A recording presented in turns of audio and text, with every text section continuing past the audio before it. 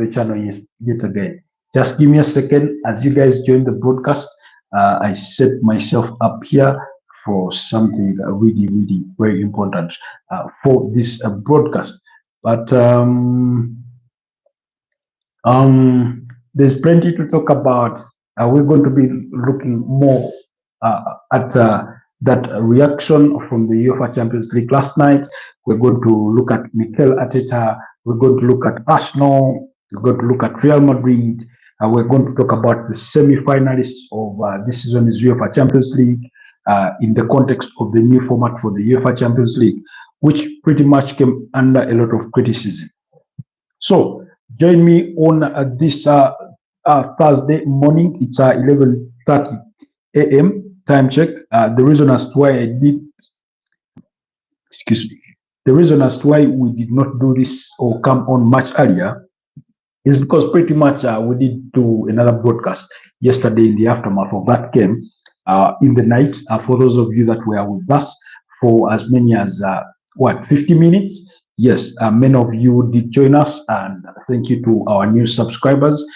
You're really, really much appreciated for the time that you do dedicate towards watching this channel and for your subscribing. For those that continue to join us from time to time, we really, really appreciate you. For those that do watch our live broadcasts much later after they've been, when we're done with the broadcast, and then you watch the video later. Again, I'm really, really glad that you're doing that. I appreciate the time. Just do me a favor once more. Leave a like on the video. Leave a comment. Give a submission. Whether you agree or disagree, anything is welcome for as long as it's constructive to the growth of this community. Anyways, so where do we start it from? As we wait for more of you guys to join us, but we'll get things started off. I think we'll start with Arsenal with Mikel Arteta. Of course, this season they could easily go end the season without any piece of silverware. That's a very, very big possibility. There's a lot has been said. Of course, they've come so close in the previous two seasons, close to winning the Premier League, but they were unable to achieve that. I think for the first attempt, that was in the 2022-2023 Premier League season. They came close, finishing, I think, 5 points behind Man City, despite having led the table for the biggest chunk of the season. Then last season, that's the 2023-2024 Premier League season. Again, they finished within just a point of winning the Premier League title. This season, they've sort of kind of regressed by their own standards. They've fallen short of their own standards that they had set for the previous two seasons, because they are second on the table.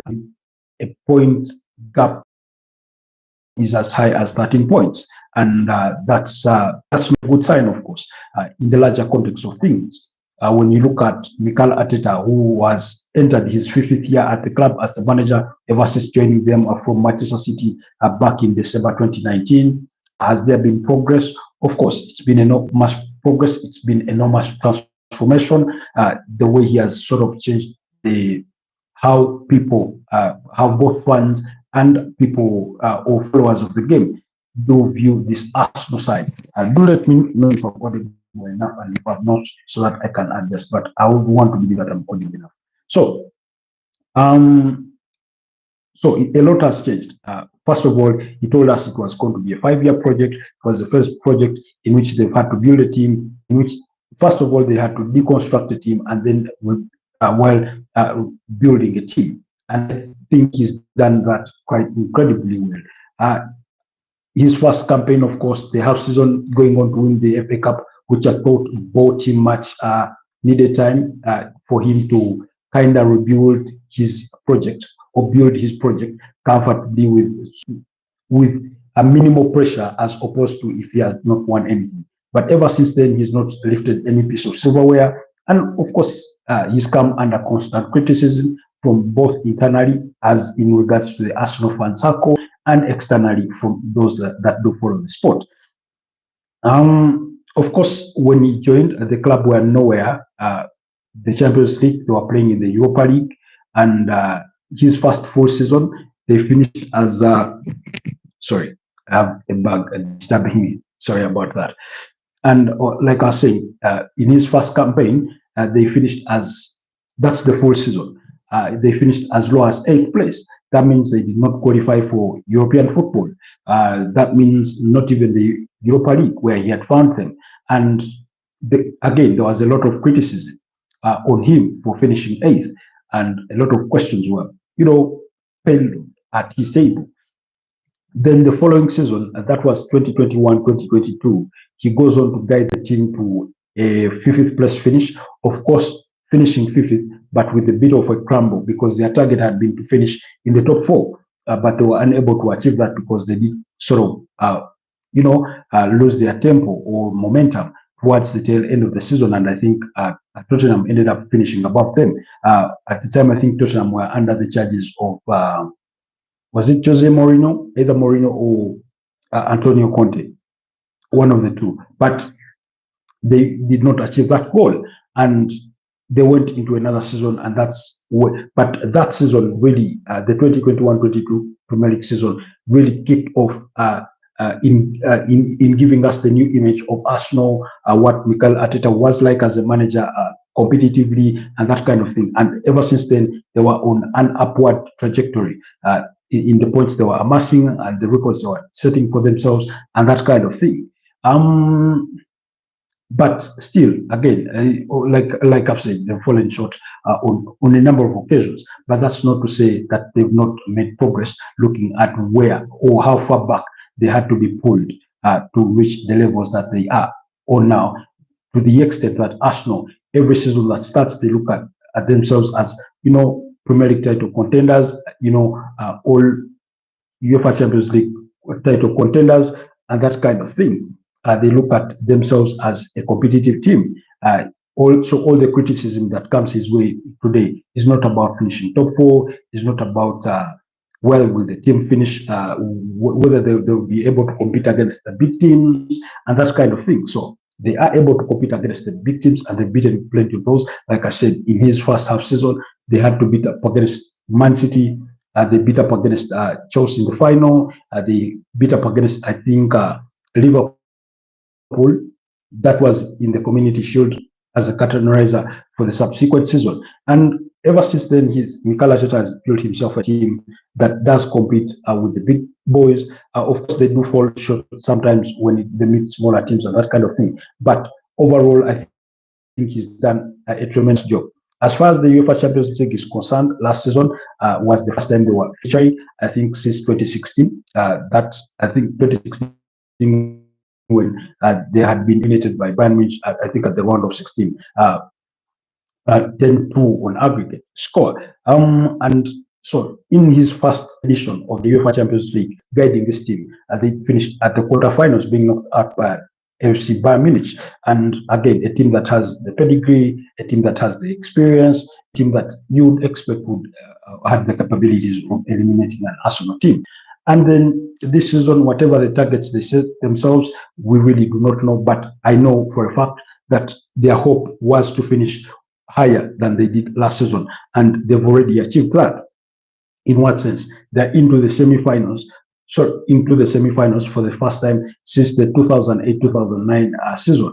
That, for those of you that do remember, in that season, I think they beat up against Villarreal at the quarterfinals, 4-1 on aggregate, including, I think, Van Persie, one of those that did score, I think, Emmanuel Adebayo in that side. And then when they advanced to the semifinals, they met with fellow English Premier League side, Manchester United, who beat them home and away. I think it was 1-0 at Old Trafford, and then beat Arsenal 3-1 at the Emirates Stadium. Famously, I do remember that Cristiano Ronaldo free kick from a good number of yards out when he scored, when he beat Manuel Almunia to score. Mwesgwa Fiona, thanks for tuning to the broadcast. Much appreciated. Kindly leave me a subscription there on the channel. So we're discussing basically Arsenal and their journey so far in the UEFA Champions League. Like I was saying, am I audible enough? let me know if you can hear me anyways. What are you talking about? Yes, we are talking about football. The UEFA Champions League semi-finals that we did witness last night. We're discussing Arsenal and the growth they've had under Mikel Arteta, and I was saying this is their first semi-final since 2008, 2009, and we're talking about the context of that history in regards to what happened, losing to Manchester United at those semi-finals, home and away, losing 1-0 at Old Trafford and 3-1 at the Emirates Stadium, with that spectacular Cristiano Ronaldo blaster of a strike that beat Almunia in goal. And then, of course, Manchester United, we all know, did advance to the finals, in which they met Chelsea during that campaign, and of course they ended up lifting the UEFA Champions League title. And I think that was the last UEFA Champions League title that Manchester United did lift. That was in 2008, because when they returned back to the finals in 2009, they lost to Barcelona. When they returned to the finals in 2010, still they lost to, sorry, in 2011 they still lost to Barcelona. Okoyo, you say Arsenal. I'm strong Premier League teams supporter in UEFA. Hopefully they lose at finals, because that will be glory enough. Oh, all right. That's your view, Okoya. Thank you so much for tuning to the broadcast, and thank you for your comment. Much appreciated. So that was the last time Arsenal made it to the semi-finals, and this time around they've made it, knocking out Real Madrid, a team that has never beaten them in a competitive match as far as the UEFA Champions League is concerned. The first meeting was, of course, back in 2005-2006, when they finished goalless in the first leg, and in the return leg, Arsenal beat up against Real Madrid by 1-0 at the Santiago Bernabeu. That goal scored by the captain, then Thierry Henry. And then, of course, this season we witnessed it at the quarterfinal levels, where Arsenal beat up against Real Madrid pretty much by 3-0 and 2-1 in the reverse fixture. Now, of course, after the first leg, a lot of people did criticize Arsenal again, that they did not create enough chances in open play, that they had to rely on set pieces for them to find the breakthrough against Madrid. Well, it's all part of the game. It's all part of the game. That even set pieces are part of it. When you get the set pieces, you leverage on them and score, because how many teams do get set pieces and do not score? So I mean, I found that criticism in itself quite childish. Yes, they even went on to create another chance that resulted in Mikel Merino's goal. Miles Lewis Kelly providing the assist for that one.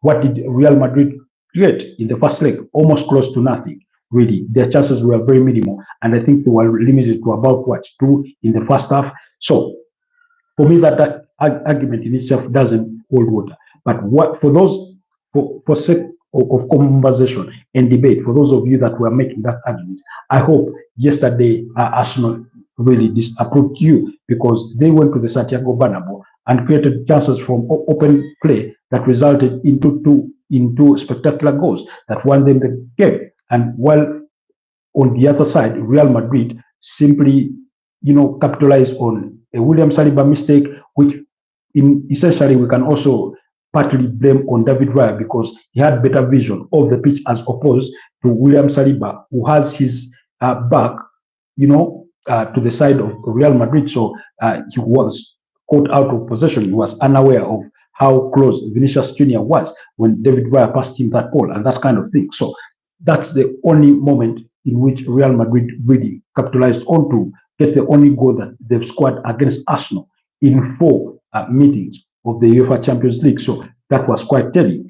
It was, of course, a tactical masterclass from manager Mikel Arteta over a very experienced manager whose credentials are in no question in Carlo Ancelotti. We all know he's won the competition 4 times. He won it with AC Milan back in 2007 when they beat up against Liverpool by 2-1 in the finals, a team they had lost to in the 2005 finals in Istanbul. Again, Carlo Ancelotti had been on the touchline while Rafael Benitez Maudes was on the Liverpool touchline. That was in 2005 when AC Milan went 3-0 in halftime, and then Liverpool came back and equalized through Steven Gerrard and I think and all the others that did score. Hernan Crespo scoring the brace in that one. Jose Dudek being quite spectacular in that Liverpool goal. So when he wins it in 2007, of course, he returns to win it with Real Madrid in 2014 when they win the La Decima. Then he guides them to two UEFA Champions League titles. That is in 2022 and then in 2024. So clearly, that's the experience of the manager in Carlo Ancelotti, who Mikel Arteta was getting the better role. And in the aftermath of the game, Mikel Arteta did come out to reveal that Carlo Ancelotti had said he hopes that Arsenal go on to win the UEFA Champions League this season. I think that statement, beyond the humanity side of it, that you wish your opponent well going forward, is that I think a part of him does appreciate how tactically better Arsenal were, because he also, again, Carlo Ancelotti did come out to acknowledge that Arsenal were the better side over both legs, that they got the better of Real Madrid both in the first leg and in the second leg, that Real Madrid did not compete enough. They did not really deserve anything, that they did not get from that double-headed fixture. So clearly for me, that statement in itself is quite telling of the manager, that Carlo Ancelotti did appreciate and acknowledge Mikel Arteta's tactical astuteness when it came to this double tie against Real Madrid. So that was really, really incredible. And then again, still in the context of growing as a manager, who is quite new to many of these stages in Mikel Arteta. Like we said, last season was his first managing the UEFA Champions League. While, of course, all his other experience had been simply as assistant to Pep Guardiola at Man City, where he spent 4 years in the aftermath of his career at Arsenal.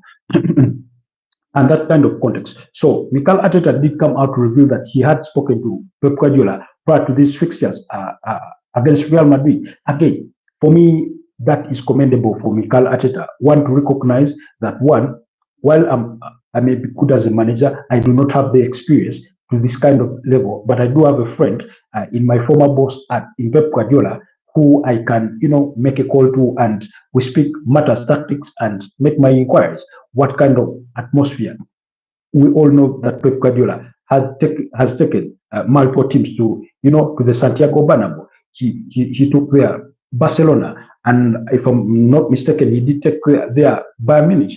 He's taken there Manchester City on multiple occasions, and he knew the kind of environment that Arsenal were going to have to face. He knew the kind of reception that we were going to face in the Santiago Bernabeu. He has the experience of the UEFA Champions League, having won it 3 times as a manager, in 2009 with Barcelona when they beat up against Manchester United by 2-0 in the final. In 2011, when still they beat up against Manchester United, I think, was it 3-1 or 3-0? And then again in 2023, when Man City beat up against Inter Milan in the finals, that goal scored by Rodri. Of course, his time at Bayern Munich between 2013 and 2016, he was unable to guide Bayern Munich to the finals, but for all the 3 seasons he was there, they made it to the semi-finals, and that was equally impressive. So he needed that guidance. So you understand that Mikel Arteta needed that guidance. He needed that,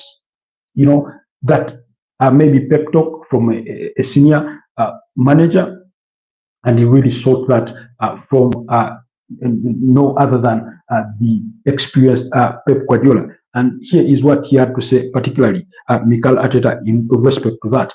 He said, I called him, Pep Guardiola, this morning ahead of Real Madrid, because I think that if I'm here, it's thanks to him to a great extent. As a player and as a coach, he's been an inspiration for me, and he's the person that decided to bet on me, to include me as a second coach. I lived 4 amazing years with him at Manchester City, and I have to be grateful. I'll always be grateful to him, otherwise I wouldn't be here. So that's acknowledgement for Mikel Arteta, to acknowledge that really Pep Guardiola, for any success that he may register, Mikel Arteta, that in a way Pep Guardiola has a part to really play in it. He saw the potential in him, and he took him under his wings at Man City. They both learned a lot from each other, just pretty much like Pep Guardiola has acknowledged on multiple occasions. So that's in the grand context of Mikel Arteta and the progression of Arsenal. Of course, they are into the semi-finals, in which they'll be facing off with PSG, a team that they have already faced again this season in the league format. When they beat them by 2-0. That pretty much well we know, but it's a much different PSG that we've seen reach the semi-finals. We're talking about a PSG side that knocked out Brest on a 10-goal aggregate that is at the playoffs in the aftermath of the league format.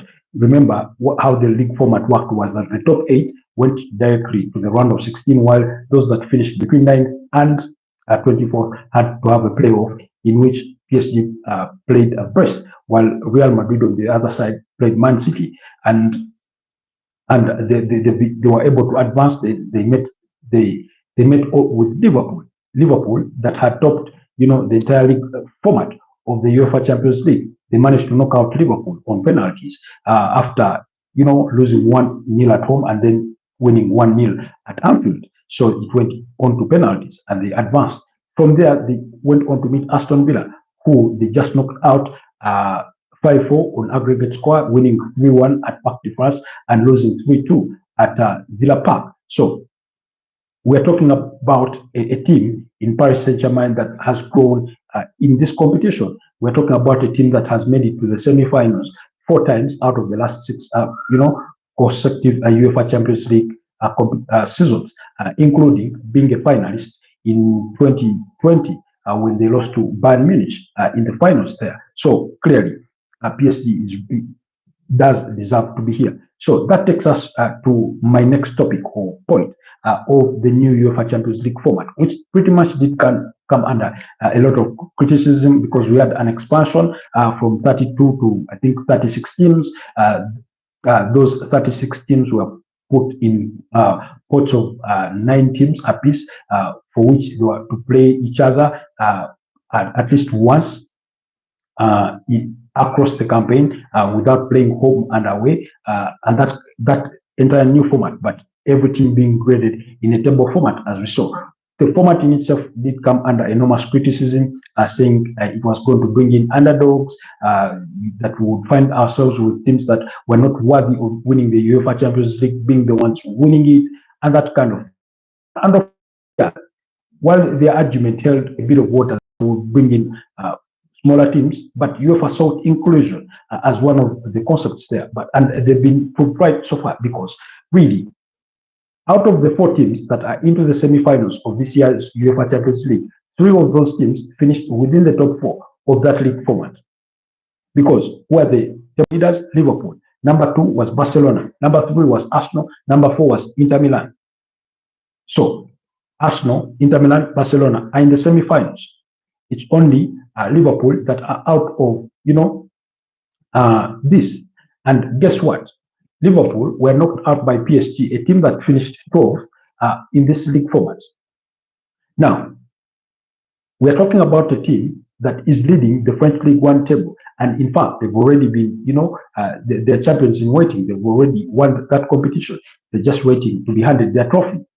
That's the kind of team that we are talking about that knocked out Liverpool. Now, again, in the league format, when you look at the teams that finished in the top 4, Liverpool are leading the Premier League table, just waiting to win the Premier League title. And they're leading that table with 13 points ahead of the second place Arsenal. In number 2 is Barcelona. Barcelona are leading the Spanish La Liga table. They're on the verge of winning the Spanish La Liga under Hans Flick by a miracle that Madrid could cause an upset. But given how Real Madrid has been playing in recent times, clearly it would be too much to ask for anyone or for anybody to think that Real Madrid are going to overturn that, or really Barcelona will have to sleep on the job to squander that opportunity that they do have at the summit of the the La Liga table. So for me personally, I do not think that will come to pass. I do not think it will be plausible. Okay, my expectation is that Barcelona will go on to win Spanish La Liga. So that is the team that finished second in the table format of the UEFA Champions League. They are leading with a point difference of 4 points, because they're at 70 points. Real Madrid have 66 points. All teams have played 31 games. That's most of them. But Villarreal that are in fifth, and in third is Atletico Madrid with who are 7 points adrift of the leaders in Barcelona. Then Arsenal, a team from the Premier League, who for the last 2 seasons have finished second, and this season are still second. Yes, Newcastle have closed that gap on them, and Newcastle are in third place now, following their victory against Crystal Palace last night, 5-0. There, Isaac, Jacob Murphy, Harvey Barnes, Fabian Schär, and an own goal for McGuay. They are contributing to Newcastle's victory. So they've come within 4 points behind Arsenal, but that doesn't take away the fact that Arsenal are second on the Premier League table. So they finished third on the UEFA Champions League new table format. So clearly, they are in the semi-finals and they deserve to be there. Who finished fourth? It was Inter Milan. We're talking about an Inter Milan side that are leading the Italian Serie A table. Italian Serie A table. And if nothing is left, if anything is, again, it is within their hands. I'm not saying they're going to win it, but they could win it because they are leading the table with 71 points. Napoli comes second at 3 points adrift of them. Of course, Napoli could upset the balance of scale and go ahead to win it because Antonio Conte is a very good manager. Napoli have a very good side. Okuyo said, of course, PSG is a force to reckon with this season. Very much. Yeah, true. So, Inter Milan, they are leading the Italian Serie A table, and that's quite impressive as well. They finished in the top 4 of the 36 league table format of the season is UEFA Champions League. Now, tell me who was saying that undeserved winners would end up winning when 3 of the teams in the semi-finals finished within the top 4 of the league format. Clearly, they are very deserving. Now, let's look at some of the teams that have been knocked out at the quarterfinal levels. Real Madrid finished where? 11th on that table, I think. Was it? Yes, they finished 11th on that table. Dortmund, who Barcelona knocked out, finished 10th on that table. Aston Villa, who were knocked out by PSG, are the only team that finished higher than PSG. You get in this case because PSG finished 15th. So PSG is the team that finished the lowest on that league table format that is within the semi-finals. But like I said, they are champions already of League One. And again, it's not by accident because out of the last 6 seasons in the UEFA Champions League, for 4 times of those, they've made it to the semi-finals. So clearly, they are very capable and they are here not by accident. The other key point is that they do have a very experienced manager in Luis Enrique. Luis Enrique did guide Barcelona to a treble back in 2015. They beat up against Juventus in the finals of that season's UEFA Champions League. And then in 2017, he was still manager at Barcelona when PSG beat Barcelona 4-1 at Parc de France, and then Barcelona beat PSG 6-1 at Camp Nou. So that's the kind of manager that PSG have. While many of their players are young and that kind of thing, and it's a bit of a fresh team, they do have some experience in that squad that really has driven them here. But the manager is a key factor in that case. So, again, for those that were criticizing the new league format, the results so far, as we see them, in regards to the teams that have made it to the semi-finals, are teams that are worthy of being here. When Real Madrid that were knocked out, they finished 11th. But remember, before reaching here, at the playoff stages, they knocked out Manchester City. But Manchester City finished as low as 22nd on the Premier League, on this new league table format. Let's not forget where Manchester City are in the Premier League table standings. Remember that their season kind of collapsed ever since Rodri suffered, that anterior cruciate ligament injury, the ACL injury. So clearly, it's by no accident that these teams are here and they are very deserving. And if whoever goes on to win this season is UEFA Champions League, of course, I will rely on you guys to let me know what your predictions are as regards who will advance to the finals and eventually win it when we go to Munich. These are teams that are very deserving. Let's look at Bayern Munich. Where did Bayern Munich finish? Bayern Munich finished as low as 12th. They finished 12th on this league table of the UEFA Champions League. Who knocked them out at the quarterfinals? It's Inter Milan, a team that finished 4th. So clearly, everything is going right in regards to these big teams representing themselves. Inter Milan finished above Bayern Munich on the league table format. They've knocked out Bayern Munich. Arsenal finished above Real Madrid, way above them. They've knocked out Real Madrid. Barcelona finished way above Dortmund. They've knocked out Dortmund. You get. So when you look at the larger context of things, really, when you look at the larger context of this picture of the new league format and everything that comes with it, I think there's not really much to critique about the new formats. The quality of referees in general has not really been big a debate, really, for many of the decisions that have been taken. Of course, one of the contentious decisions that we did witness was that the cancelled penalty of Julian Alvarez for Atletico Madrid versus Real Madrid at the round of 16. We all know Real Madrid knocked out Atletico Madrid. So, but it's not been mad with controversy of officiating decisions, pretty much as we often see in the Premier League, weekend in, weekend out. So, in that context, I really do think that the teams that are in the semi-finals are really deserving, and whoever goes on to win it will be very deserving. By the way, two of the teams that are into the semi-finals have never won the competition, and that's Arsenal and PSG. They've never won it, really. Arsenal only made it to the finals back in 2006. Like I keep saying, they lost to Barcelona.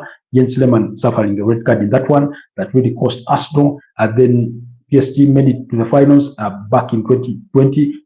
Were beaten by Bayern Munich. And then Barcelona have won it before. We all know that. We all know that Inter Milan have won it before last season, but one that is in 2023. They were the losing finalists, losing to Man City by a goal to nil. Rodri scored that goal. They won the competition back in 2010 when they beat up against Bayern Munich by 2 goals to nil on the final. That Inter Milan team that won under the charges of Jose Mario Felix Mourinho. So that's the context of it. Two teams that have won it before and two teams that have really never won it, you know, and it's really going to be interesting going forward. You know, we are talking about of course we know Barcelona has won it as many as 5 times, as many as 5 times. Inter Milan have won it twice, you know, so clearly these are teams that are deserving to be there.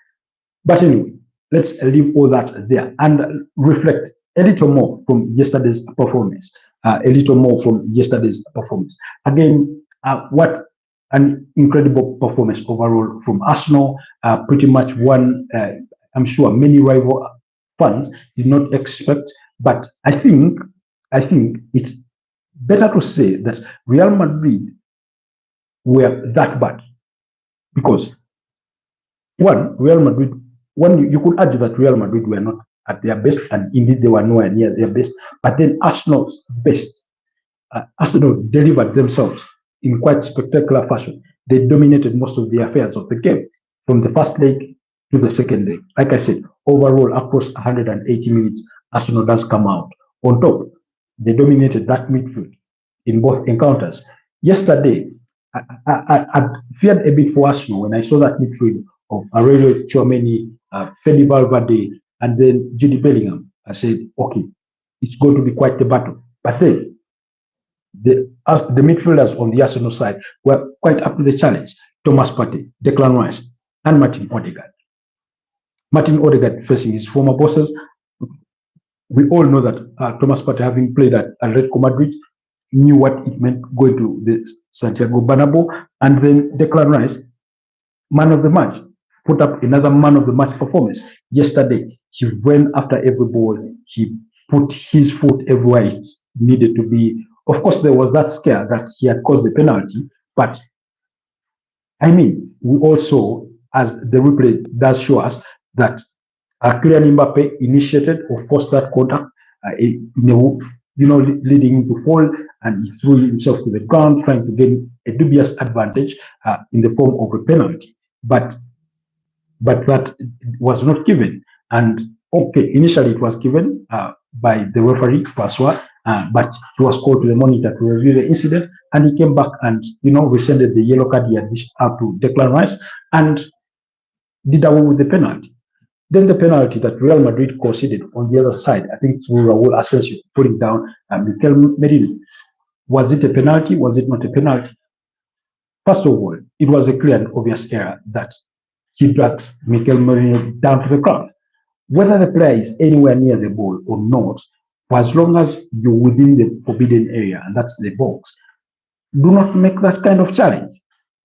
But it is true that maybe another referee would have chosen not to give the penalty. But it was given and it was right. If we are following to the letter of the rules, it was a penalty. Now, of course, for those that say it was not a penalty, part of the argument is that was Mikel Merino denied a clear and obvious goal scoring opportunity. Well, the corner was being brought in, he was running towards that. Whether he would have gotten there or not, we can only imagine. Because he never got the chance to get there. And remember, Thibaut Courtois was impressively collecting, forgive that. Thibaut Courtois was impressively collecting all those balls in spectacular fashion. So it was impressive to watch. It was really impressive to watch. And the decision itself, for me, I did agree. It was a penalty. I saw it. Initially, nobody had seen it. And to the extent that it required the review of the VAR to say, because play had resumed for about a minute and a half, maybe, when the referee gets called back to hold play and say there's an incident to review from the previous corner that we've had. And he went to the monitor, made the decision that it was a penalty. And then, of course, Martin Odegaard held onto that ball. We had all thought maybe he was going to take it, but he did not take it eventually. He opted to give it to Bukayo Saka, who, again, tried the penalty and failed miserably against one of the best goalkeepers that there is in the world, or that there has been in the last 10, 13 years of football. So, however, once he missed that penalty, he did not let that get into his head. He did not let that sort of play him down psychologically. He just went about his game. Like he said in the post-match press conference, I think he was on CBS Sport, being interviewed by CBS Sport, that he said that he felt it in him that he would score. And then when the opportunity presented itself, I think in the 65th minute, he then did the actual thing, a good one here over Thibaut Courtois to give Arsenal the lead. And then 2 minutes later, in the 67th minute, Arsenal conceded out of an error. Vinicius Junior scored Real Madrid's only goal in 4 encounters versus Arsenal. And like I said, it was a blunder. David Raya would have made a better judgment because he had a better view of the entire pitch. You're the goalkeeper. You're facing the rest of the players. He had to better know where Vinicius Junior was in proximity to his centre back, Julian Saliba, who conceded possession in that moment before Vinicius Junior scores. And you could see once Real Madrid scored, there was an aroma around the stadium that, maybe this is the spark moment that then pushes us on to fighting our way back against this Arsenal side.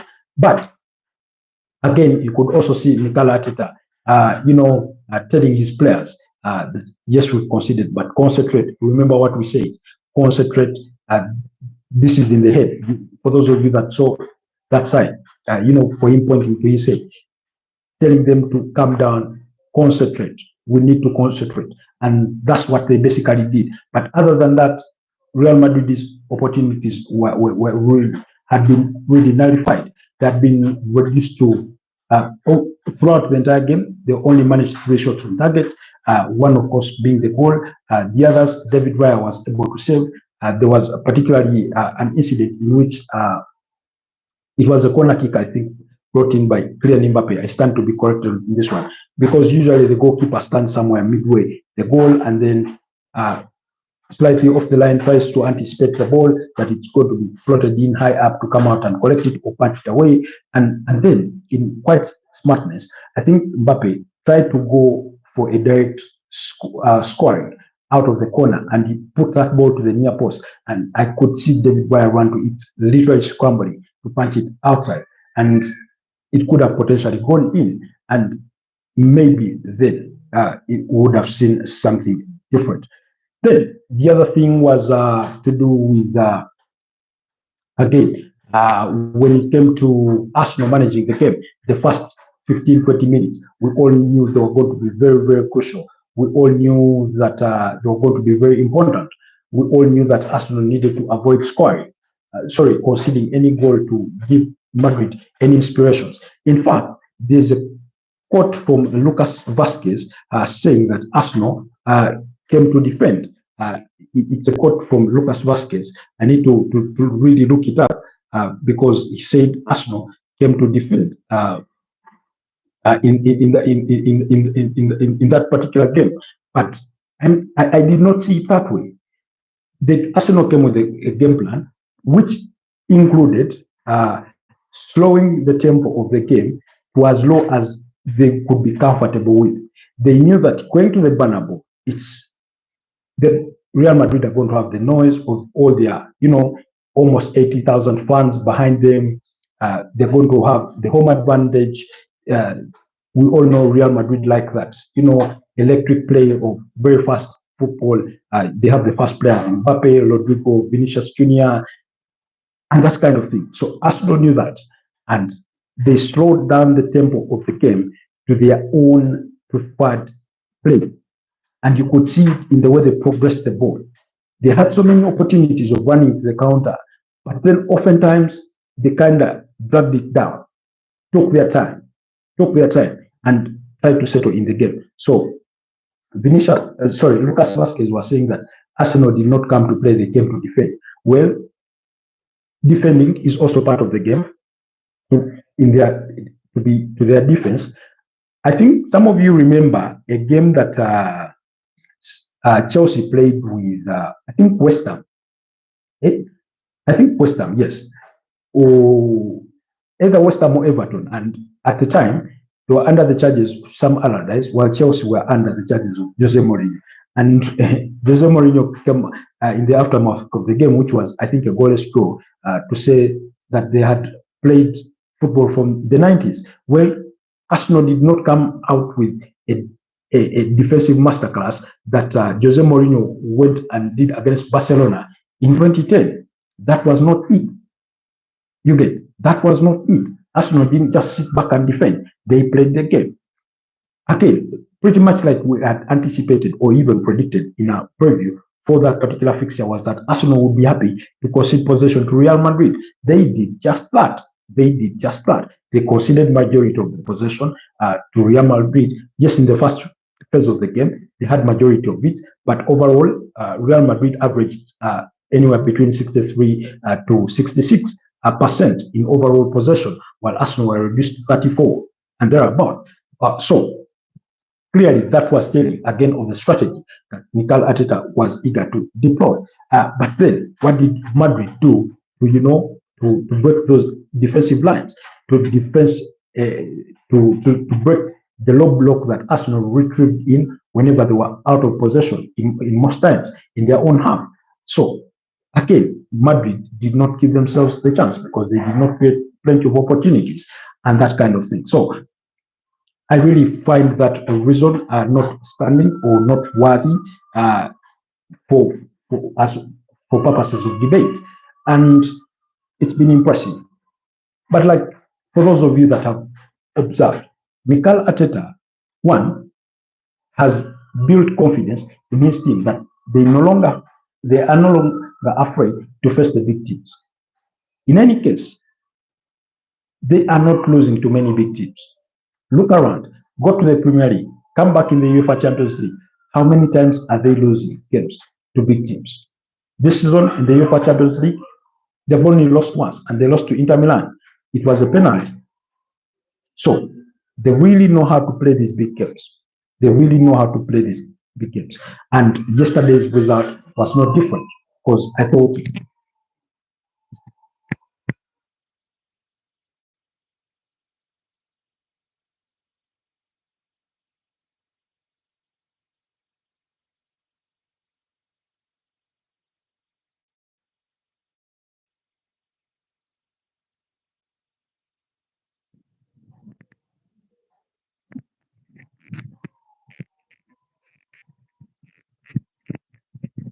hello.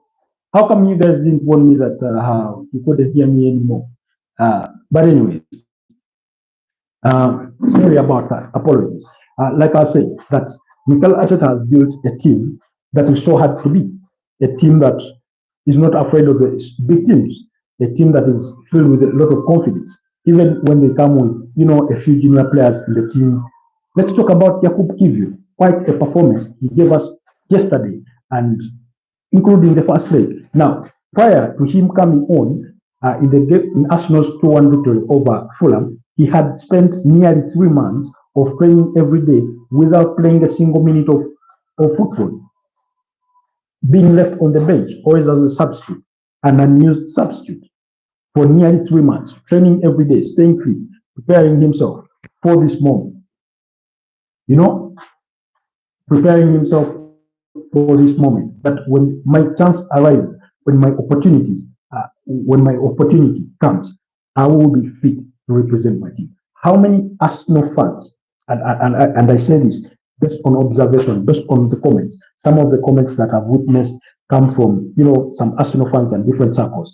As, for those of you that maybe follow, is it AFTV? You've seen those comments in criticism of Jakub Kivior. While in some cases they are warranted, oftentimes I've always felt that, when you bring in a player that has not really been playing so many games, they're vulnerable. They're not within the rhythm of the team because they've not been in that team. But give Jakub Kivior his flowers.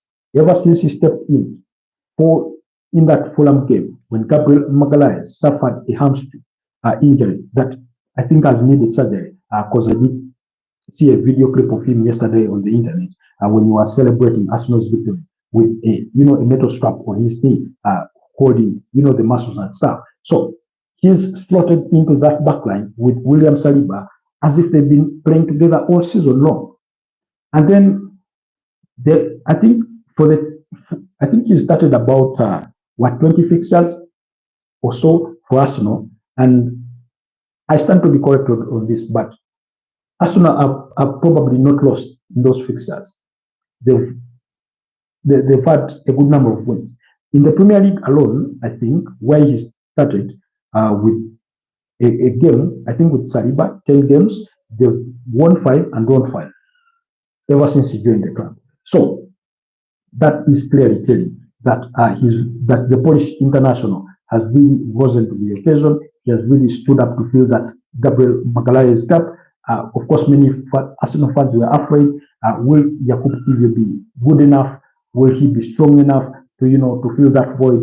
Well, he's proven us that he's capable. Of course, it is far from done. Unfortunately for Arsenal, winning the quarterfinal does not guarantee anything. It simply means that you do advance to the next stage, and they have it all to do when they face off with PSG in the semi-finals of the competition at Parc des Princes and at the Emirates Stadium. I think the first game will be at the Emirates Stadium, and Arsenal will be without Thomas Partey, who did suffer a stupid yellow card. He had avoided getting booked for more than 80 minutes of the game, and yet he decided that, maybe now is the time for me to get booked over a stupid argument, which I did not get to see the replay of that moment, but it appeared to be an off-the-ball incident with Antonio Rudiger, and they both get booked.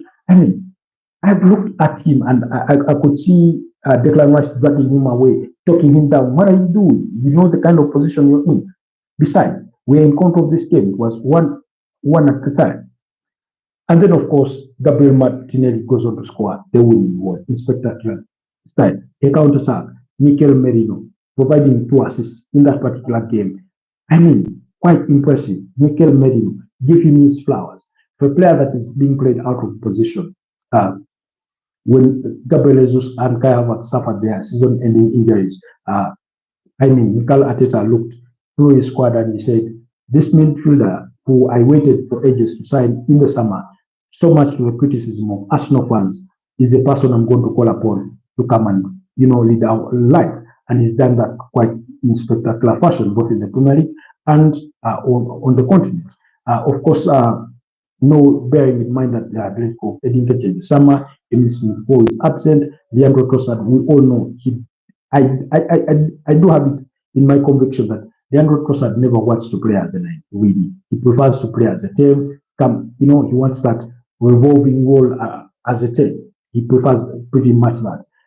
So Mikel Merino has really come out to, request to play that position. And ever since February 15,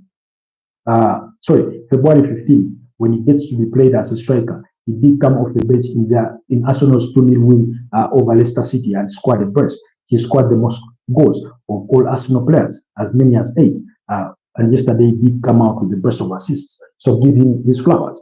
The other honorable mentions that I do want to make was Miles Lewis Kelly, again, the 18-year-old. The way he's imposed himself for the game is quite, undeniable.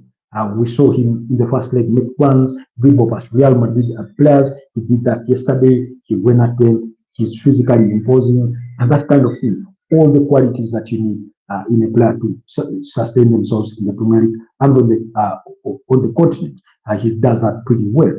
Then the other player, Thomas Partey, incredible in that midfield. Again, the way he reads the game, the way he controls the game, the way he uses his body. It was quite impressive. On the other side, Real Madrid were really neutralized. Who remembers the threat of Kylian Mbappe? I do not remember it. The threat of Jude Bellingham? I do not remember it. The threat of Rodrigo Goic? I do not remember it. Julian Timber, give him his flowers because he neutralized the threat of Vinicius Jr. in quite spectacular fashion. Again, unprecedented. Many of us had thought that, yes, Arsenal impressive defensively. They've not conceded more than 2 goals in any game since December 5th, 2023, when they beat up against Luton Town by 4-3 in the Premier League. Declan Rice scoring the winning goal in that one off a set piece by Martin Odegaard. We all thought that if there was any team they would crumble against in terms of conceding more than 2 goals, it was going to be Real Madrid because of their attacking front. Well, it did not happen. They managed to neutralize that. So, Bukayo Saka, quite incredible the night. Mr. Penalty compensated on the other end, scoring. Gabriel Martinelli, again, those 2 players tracking back, defending, doing the defensive duties, holding up play whenever they needed to. A lot of times, Arsenal slowed down the game to an irritation of a certain level, at least for me personally, because there were moments in which you thought there was space there for them to run into forwards and attack Real Madrid. But again, it was all the game plan. They got possession, they slowed down the game, they did not rush to it, they did not get ahead of themselves to get carried away. And I do remember in one moment when they committed their numbers forward and Real Madrid caught them on the counter. Unfortunately for them, they were able to follow that. But overall, they stuck to the game plan and it really worked out. So they slowed down the game to the pace that they really wanted. Real Madrid played with a tempo and worked out all well. 2-1, 5-1 on aggregate. Arsenal beating Real Madrid.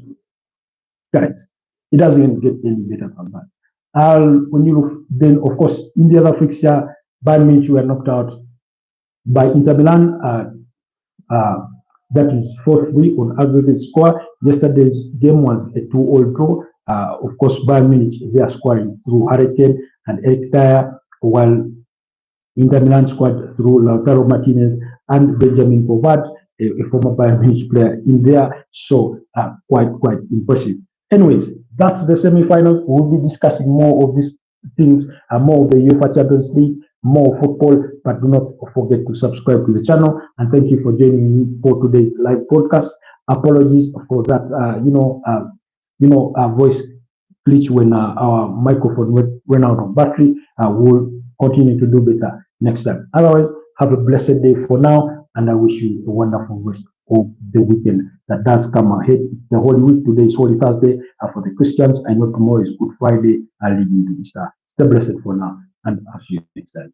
Bye-bye.